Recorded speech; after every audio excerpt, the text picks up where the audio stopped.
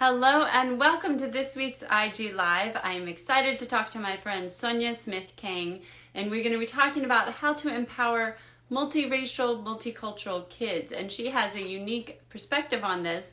Hello, because we're going to be talking about fashion, but in addition to that, the larger questions about multiracial,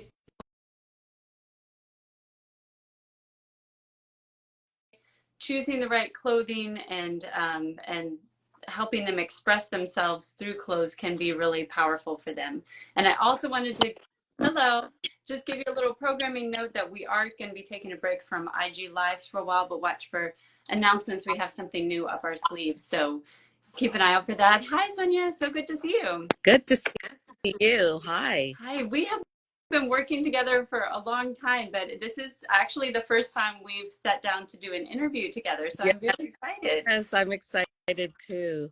Well, why don't you introduce yourself? But I know we're going to be focusing on mixed up clothing, but I wonder if you could also kind of touch on all of the other things that you do, because I want people to understand kind of the broader context that mixed up clothing operates Yeah. in. Especially, I know you're one of those people that I think always gets called on for opinions and advice and thoughts about what is happening, especially with like multiracial, multicultural community.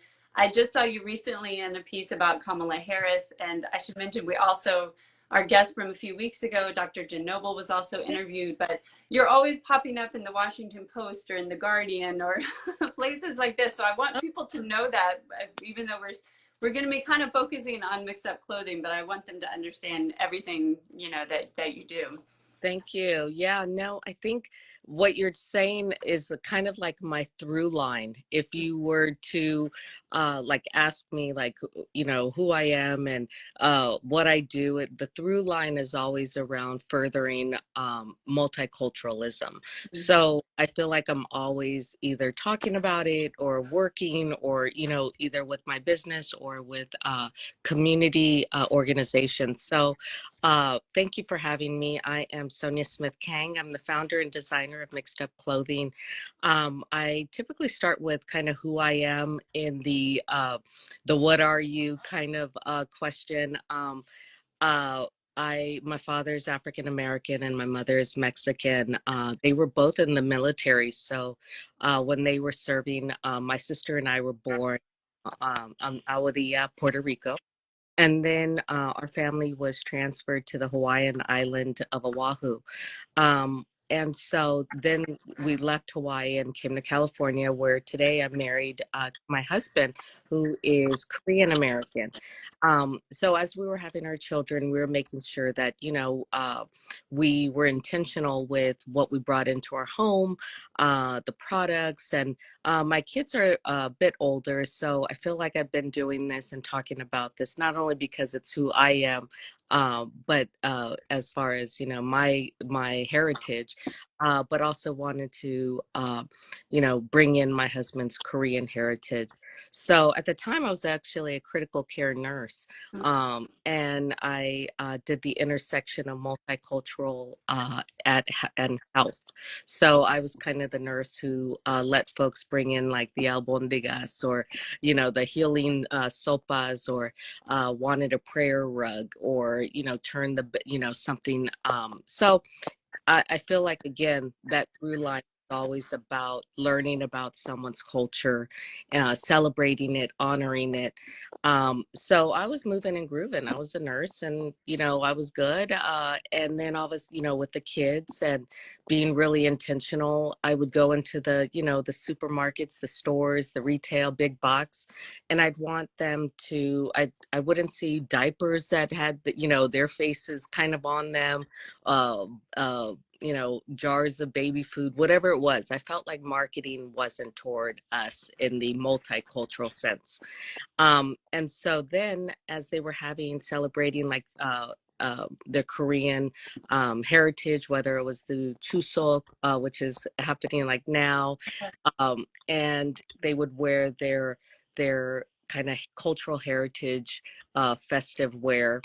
And my husband and I would just beam. I have these pictures on their tol, which is their celebration, whether it's the 100th day of life or their first birthday, and they'd wear, their hanbok, and there was such a sense of pride that I wanted to kind of duplicate that feeling, right, of but in an everyday way. So I here in LA, I went downtown and I sourced fabrics from around the world that had, little piñatas or sombreros or, used mud cloth. And so I'm turning them, I'm sewing them into, fun everyday kind of stuff, your dresses, your tops, bottoms, that thing. And all of a sudden, after, taking orders and working at the farmers markets and putting together some ideas, I realized I was actually starting a business.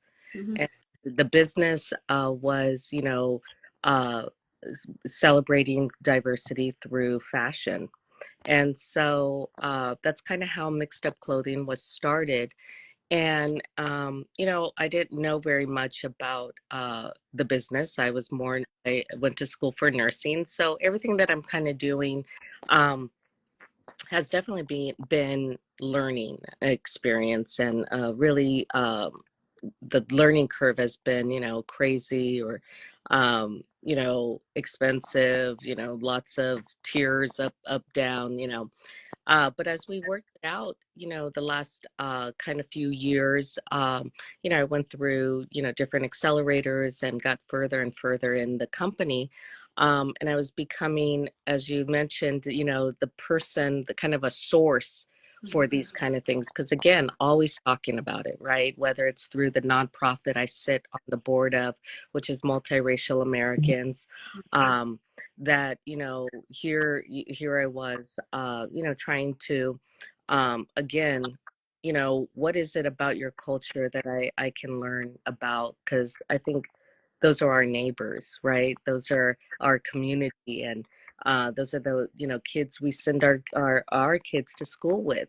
So it's just really important to me to learn about each other. And I just wanted to end with you know, I feel like what you built, and why I've, kind of always loved seeing your work and your pages, is because the community that you've built is the exact community that gets it, right? Right. We get it. We want our kids to know not just our own cultures, but others as well. And so you've managed to do this online and gather all these folks together. And I feel like my clothing company is that, but in the fashion form. So Right. we're all kind of tackling it in our own way, whether it's through the social media communities, whether it's through Dr. Jen doing mental health and that component, or myself through fashion or hair care products that are wanting to celebrate the curl. For so long, it was called, pelo malo, or, and our curls, we would spend, weekends getting our hair straightened and hot ironed. And so I think right now we're in this wonderful time of, celebrating that, honoring that, reclaiming that, kind of messaging. So, um, and so I'm honored to be in this with you. All that to say. Um, so anyway, I'll pause there and kind of see. Uh, Well, thank you. Because I was just thinking this morning how, when I was getting ready for this, how lucky I am to know someone like you. I was like, wow, she is such a mover and a shaker. And I feel like that, like you said, I mean, we're all working on different parts of this problem, or different pieces yeah, of the puzzle, but yeah, like you said, like, we get each other and where you're coming from and what we're trying to do. And I think fashion is such an interesting way to think about it, because I think it might not be what you first think of, and yet it is such an important part. I mean, especially for who I am now, but I think especially like kids, or when you get to be a teenager, how you present yourself to the world is so important. It's all how you express yourself, how you express your, you know, your heritage or how you want to be in the world.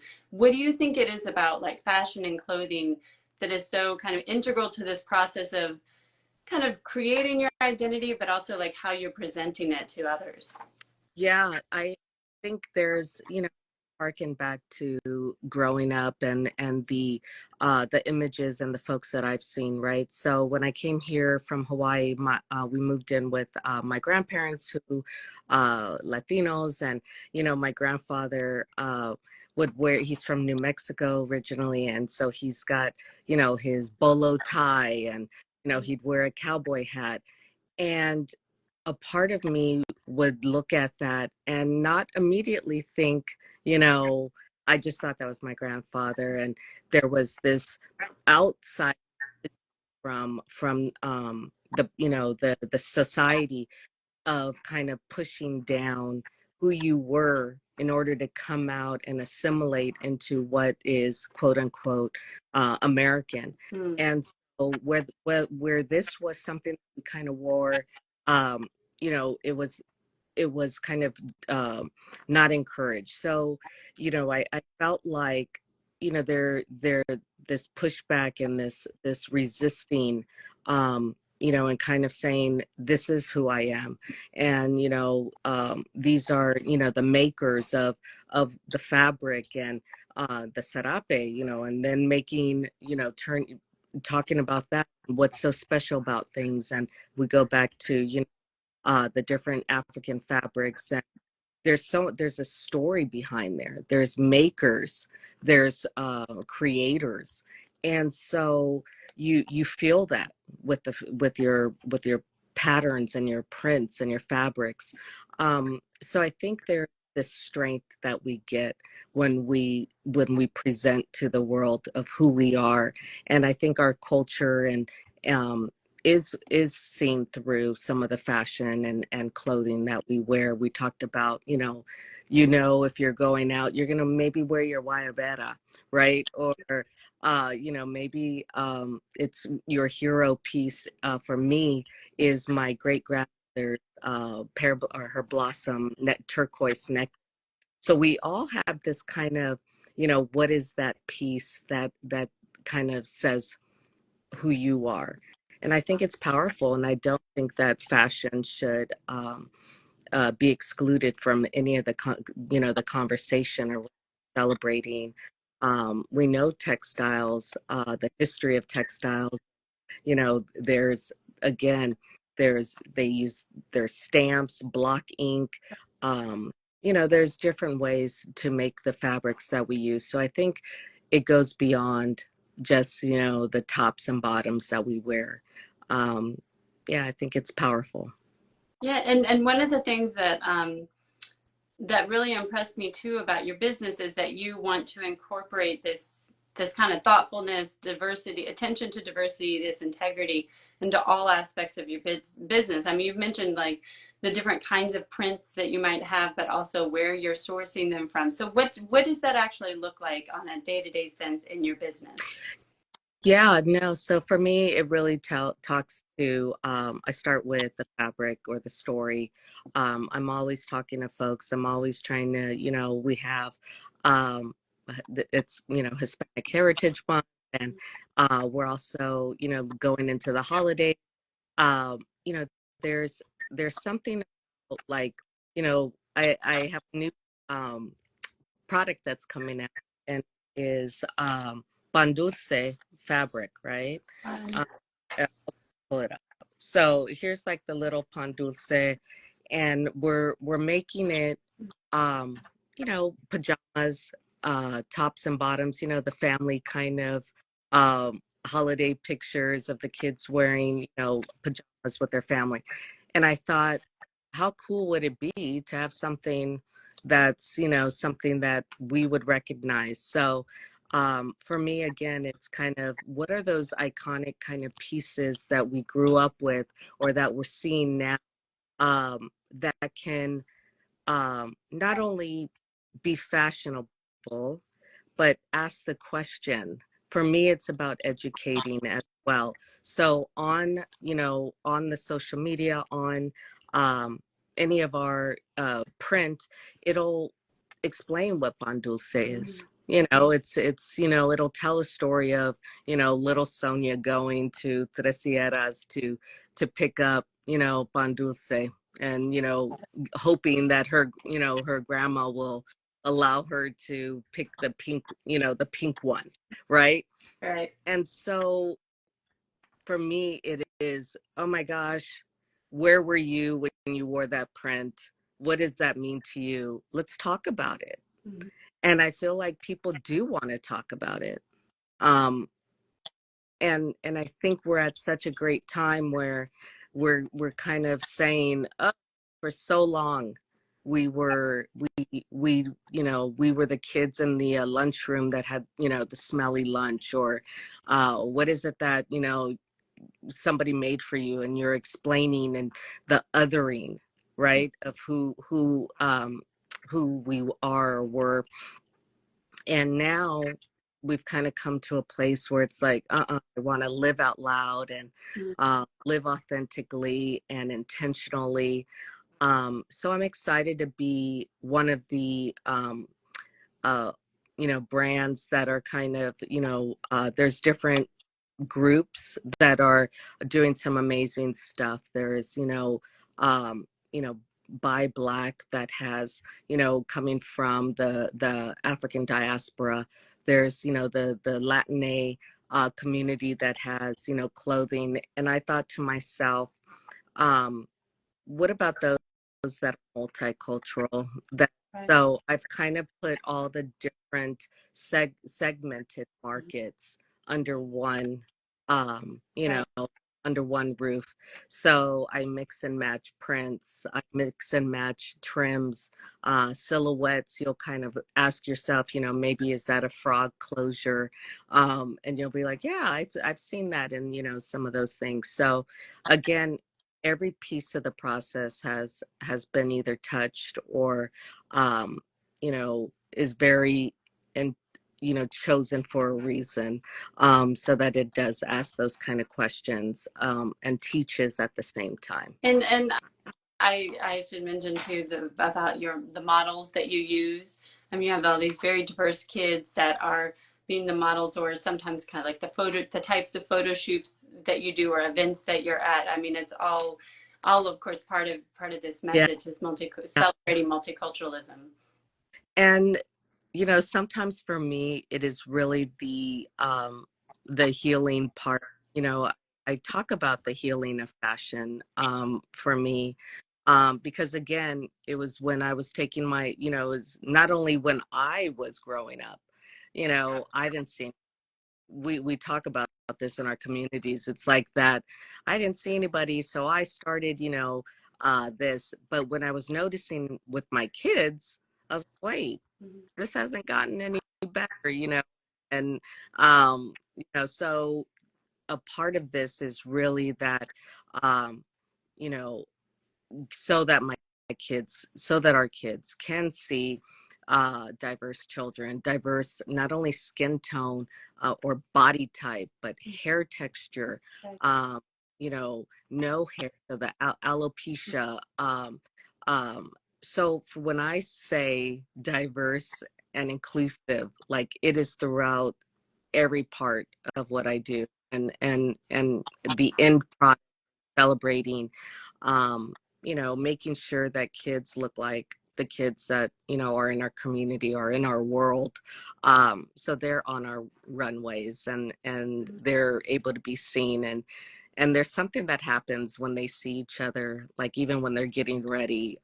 There's this sense of, oh my gosh, I don't have to, like, I can relax. I don't have to think about, being pushed off to the side, or anybody like asking, or, touching my hair, or like, Right. there's this sense of community that comes, and that's my hope.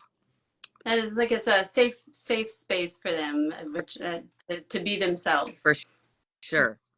Yeah, and I thought I wanted to talk about that a little because like I mentioned, you were interviewed for this piece in the Guardian, um, and one of the things that you say in that piece is, although there's greater visibility for multiracial, multicultural people and families, we still have a long way to go. Do you have any advice for parents or families of multiracial or multicultural children?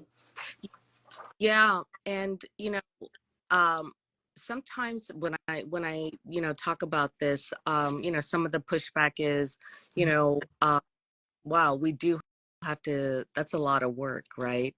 So it is, grabbing the book list from your website, and it's bringing in these books to our kids' classrooms. It's talking, it's volunteering, it's, hey, it's recognizing that maybe at your wherever you are, that's how you come in. I don't need you to start writing postcards if that's not your thing. If you can just start at home, and uh what can I bring into my home that I can control, that empowers my children, and maybe what are the parts bring into the classroom. If I'm looking, if I have small children and there's not a multicultural day, or maybe I volunteer to kind of lead that. um, so it just requires a hope for change, and it's also a hope that um, I gave myself a thumbs up. It's Did you do that? I yeah, wondered how good for, uh, all these new features. I love that. It pumped me. So it's really, saying, you know, what is it that I can do just on a personal level, and coming in, and it's really just starting.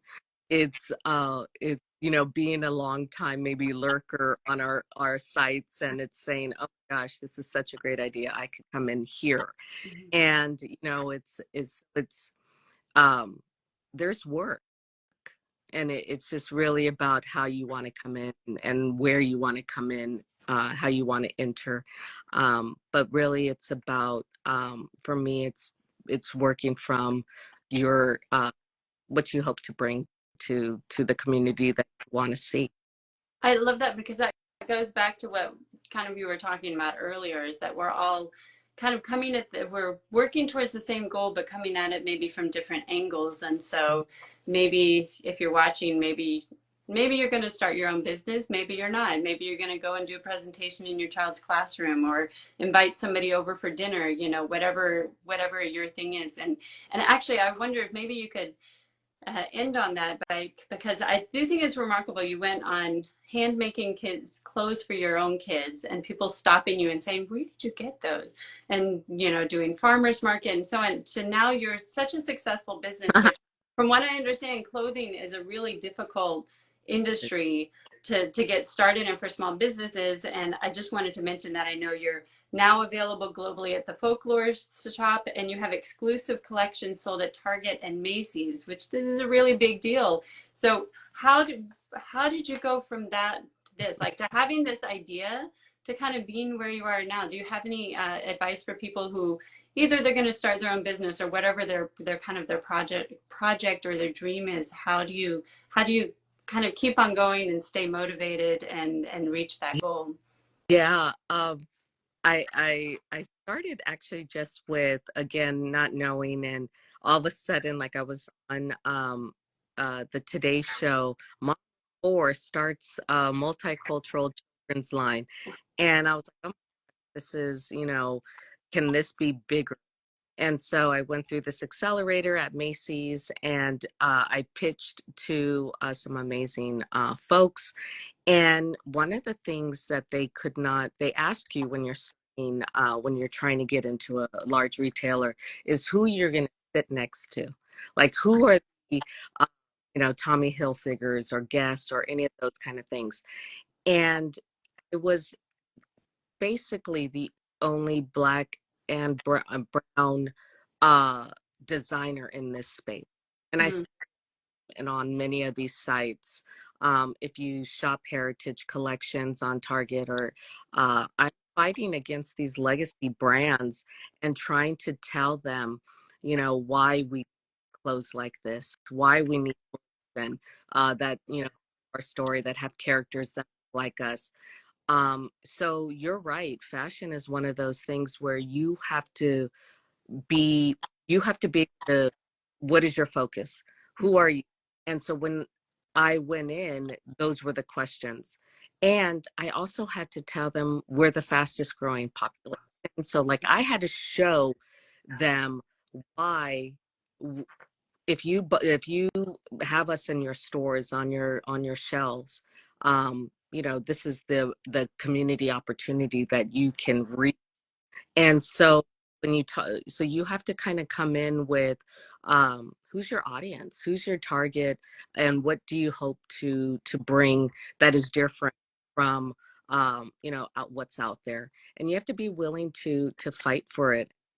Say, I deserve shelf space, and that's really what I've kind of pushed when I hear folks that say, I want to write a book, publishing houses, they don't look like me. I'm pitching to folks that don't look like me or don't know my story.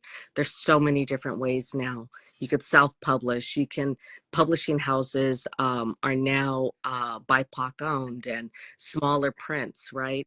So it's going back to, again, who are you? What would you like to do? What's your message? And it's surrounding yourself in a community that uplifts and that understands and that can help you network. So I always tell folks, my DMs are open. Drop me a note, uh, because it is, I know folks say this and it's not just um, you know uh, a cliche or whatever it is, but uh, the better you do in the better you and your community selling books. I get to use that as my data. Like, look at what Leanna did, or look at what Maria did, and look at these numbers. And um you know it it it helps us all. And if together our message is we are here and we're not where, and we want to a place at the table, then sometimes that means shaking things up a little bit, but it's also about telling the story and really making sure that um that we become that representation that we needed when we were growing up. I love that. What a great note to end on. It's so inspiring to talk with you, and I feel like ready to go out and take on the world, because it's just a really great motivation. So I appreciate that, and please, everyone who's watching, go check out Mixed Up Clothing if you haven't already. I know some of you probably already have, but if you haven't, go check it out. You can look for it at Target or Macy's, or what is it called, the Yeah, folklore shop, or on the website. So lots of different ways, really wonderful clothing for kids, and makes them feel very special when they get to wear it. So thank you for taking the time to talk with us today. thank you so much, and thank you again for the opportunity and for the community that you've built along with all the amazing folks in the group. I'm honored. Thank you. Thank you. It's our honor, our pleasures. And everybody, if you joined us late, don't worry. This will be up in just a few minutes on Instagram and later on our YouTube channel. Bye, everybody.